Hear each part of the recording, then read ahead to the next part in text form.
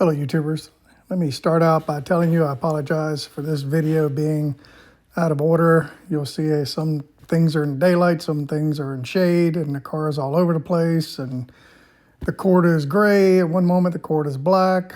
That's because I got a new phone, things changed, I had to run another cord, and it doesn't affect the purpose of the video. So the way this thing is structured, while it's out of order a little bit, it is in order in the way which you need to do it. It's out of order in my timeline sequence of me stitching this video together. Anyway, let's jump to the video.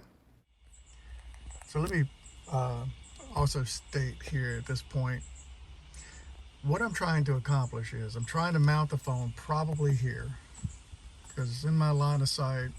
I will use it for music, my phone pickup, maps and stuff like that. That's what I'm trying to accomplish. But what I don't want is my auxiliary input, which is here, which goes to this guy here. This first is in the way of people that would get into the car and want to put a drink down. So right now I've got an issue that is in the way. Since that's in the way, what I did was I bought a right angle auxiliary input. So I'm going to take this out, and it's going to be flush mount with the side of the unit. And it's going to go, the cord is going to go back here. And it's a ribbon cord. I'm going to show you what a ribbon cord is. A ribbon cord is a flat cord. So we're going to plug this in. It's going to sit nice and flush right here, out of the way. The ribbon is thin, it will go in the back here.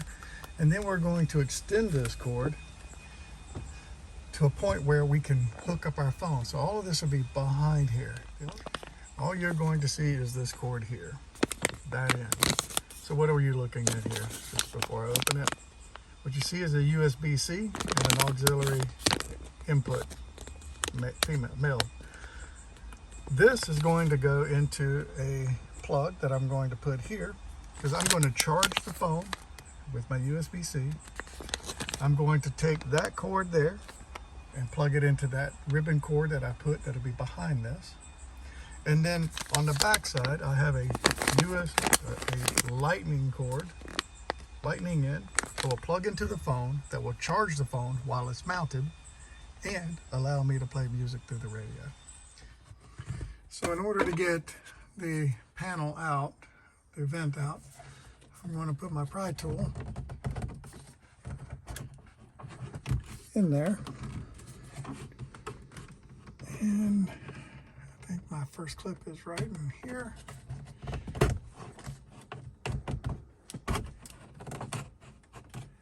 Somewhere in there. All right, so what I've done here is I've already got that one started. I'm going to put my pry tool in the middle.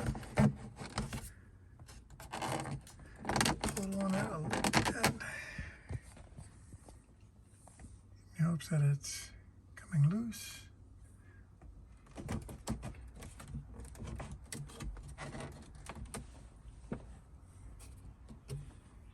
Okay, so now I'm going to work on getting the bottom out.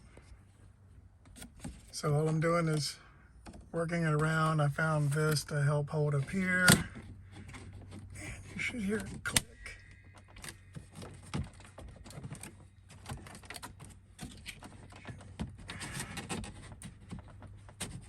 Come on.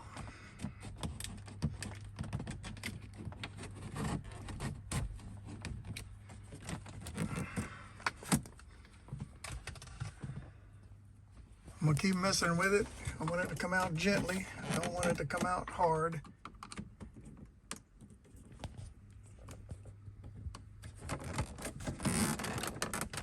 There we go.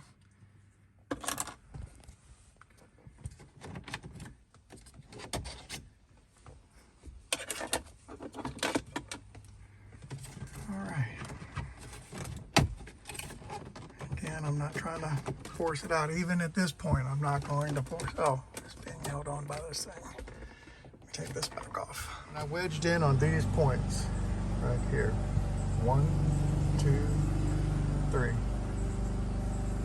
And those 3 points, I was able to put that unit in and start walking this thing off, just like any other thing. And you'll hear it click. You'll push this thing back right here and you'll hear it click because it's unlatched itself.